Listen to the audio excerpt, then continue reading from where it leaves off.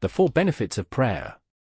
1 still has the impression, in the public forum anyway, that prayer is used as the last resort for people seeking a solution to their problems. The media mocks those who say their thoughts and prayers are with the victims of crimes or disasters. Aside from being an obvious lack of faith, this is a gross underestimation of the demonstrated power of God. So, how does prayer really help us? Here are 4 ways it does. 1. Prayer cures our chronic loneliness.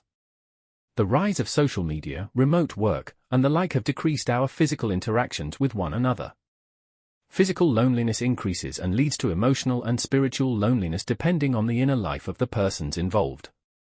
God is spirit. He can and does accompany us spiritually in a very close manner if we desire to have him present. He always is present in some capacity even amongst those who never seek him.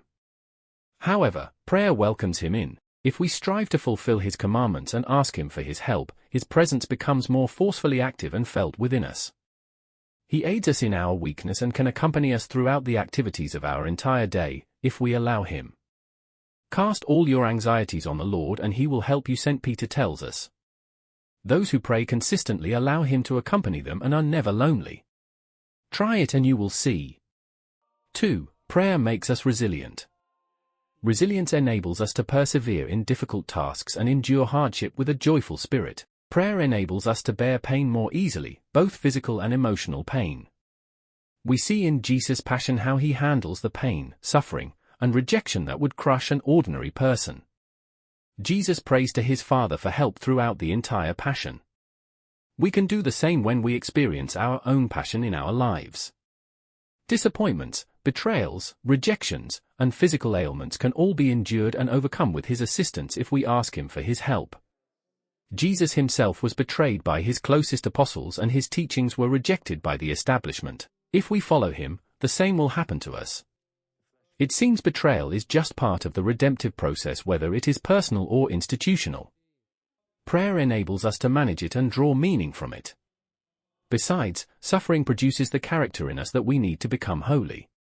Without it we remain unchanged. 3. Prayer gives us the courage we need to take initiative. If God is with us, who can be against us, says St. Paul. We need confidence in God to act on the inspirations he sends us. While it is good to ask for guidance before launching out on a new venture, there is a limit to how much others can really help us. God knows us better than anyone and sees our secret thoughts and desires. Hence we should pray earnestly for his help in discerning a path forward, whether it be our life's vocation, choice of professional work, or any significant decision. He can aid us better than anyone because he is more trustworthy than anyone. He seeks our long-term good more than others do. Only with his help can we make the fearless response to grace that most serious vocations require. Ask for his light in prayer and he will give you enough light to enable you to move decisively forward.